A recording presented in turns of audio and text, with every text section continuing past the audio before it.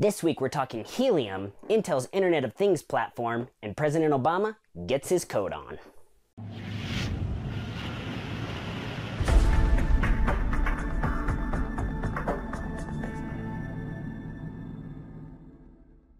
Hey everyone, welcome to another episode of µNews. Before we get started, I just want to give a sincere thank you to everybody that's subscribed to the YouTube channel, followed me on Twitter, and is tuning in. I really appreciate you guys.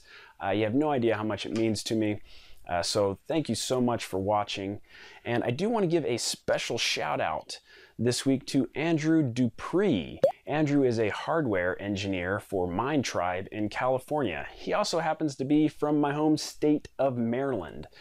Went to high school right up the road from where I did. It's amazing how small the world has gotten with things like Twitter and Facebook. So shout out to Andrew.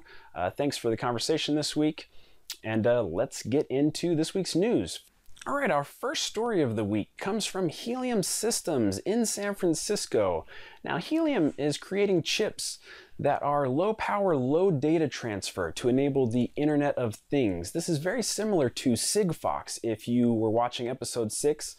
Sort of a trend in companies creating these devices that are low power, low data. Now, again, we talked about it in episode 6, but a large portion of the Internet of Things environment does not require megabyte or gigabyte transfers of data.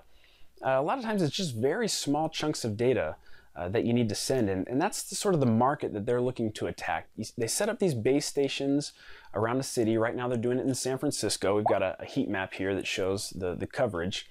And then they've just created an Arduino shield that has their hardware on it, so you can start playing to connect to those base stations and get your data into the cloud and communicate with it. This is, like I said, it's kind of a trend of people getting out of the Wi-Fi Bluetooth and into this sort of, it's the unlicensed wireless band that they use for this. So Helium Systems just got $16 million in venture capital funding to move their idea forward. I reached out to Mark from Helium this week. He was mentioning that hardware is a little hard to come by. They're in between versions right now, but he did point me to some libraries that we will link up down below. If you are interested in playing with virtual devices, kind of getting into their ecosystem, seeing how it works, you can do that with virtual devices. You don't have to have actual hardware. So we'll link that up. And congratulations to Helium for getting that venture capital money. Hopefully they can push this idea forward and make awesome things happen in the Internet of Things space. All right, the next story this week is out of Intel. They announced their Internet of Things platform this week. It was sort of a press release. There wasn't a lot of hardware or show and tell that went with it. It was just kind of a normal, plain Jane, I hate to say boring, but it kind of was, a boring press release of Intel's Internet of Things platform. They describe an entire ecosystem that they are creating for Internet of Things, all the way from, they say, edge devices back to the cloud and controlling things from there.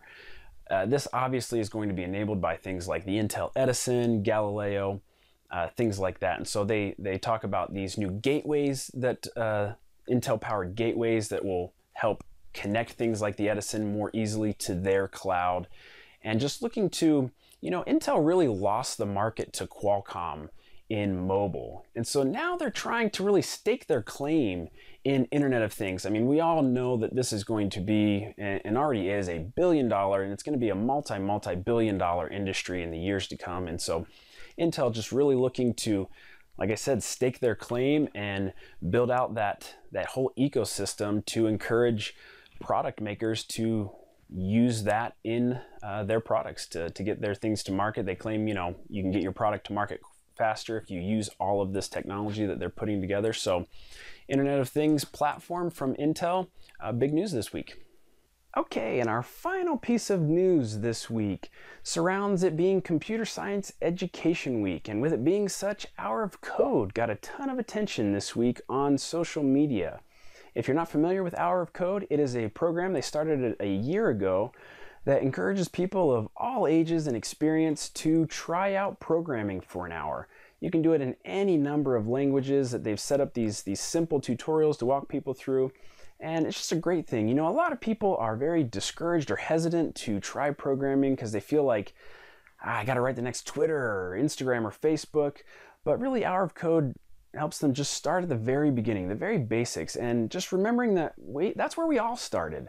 We all started with Hello World and those very simple programs at first. And so it's just a fun way to get people interested in coding, especially young people, but not just young people. People of all ages are doing this, and a lot of big names are doing this. You've got people like Ashton Kutcher, Shakira, Chris Bosch, doing an hour of code and sharing their experience online. And so just a really great idea that they created to encourage people to code. And not to be outdone this week, President Obama wanted to get in on some of the action and did a little bit of coding at one of these Hour of Code sessions held at a school, which makes him, as far as we're aware, the first president of the United States to write some lines of code. So congratulations, Mr. President. Now, that segues us directly into this week's Tweet of the Week, which comes from Sarah Chips. And she says, "Hey y'all, the president wrote JavaScript today. I think we can count it as a win. Great job." And absolutely, Sarah, great job, Mr. President. Whether you're Republican or Democrat or independent, if you're into technology, I think we can all agree that this is a great cause. This is something that it's really important to encourage people, especially young people, to take an interest in programming. You know, the slogan from the president is, don't just play games on your phone, program your phone. And we need to nurture that desire to learn about hardware and software. Mr. President, next time I'm going to be looking for you to flash an LED, now that you're a coding expert, but to just encourage young people to take an interest in these things and to really, create that generation that's going to take the reins from us when we're all too senile to be able to code anymore. So really appreciate the tweet, Sarah. Thanks for your comments. And I would just encourage everybody, if you know somebody, especially a young person that's interested in coding or hardware, to take an opportunity to teach them something, to mentor them a little bit. I promise you it's a rewarding thing and will do a lot of good. All right, that does it for this week's episode of Micro News. Hopefully this is the last week that we have to stare at the concrete wall. I mean, there's not going to be a wall next week, but we should have, more stuff going on here. So really appreciate everybody tuning in and hope you have an awesome week, and we'll catch you next week.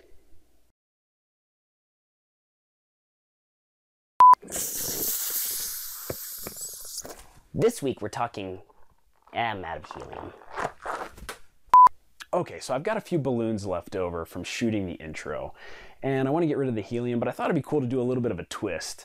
I'm sort of an older movie quote buff, and so I'm going to use the helium to do a quote from a movie, and the first person that can tweet me, at Kevin Sidwar, the name of that movie, I will send you a Spark core. Just send me your address, and I will have one shipped to you. So, see if you catch this movie. Oh, what a rogue and peasant slave am I. Is it not monstrous?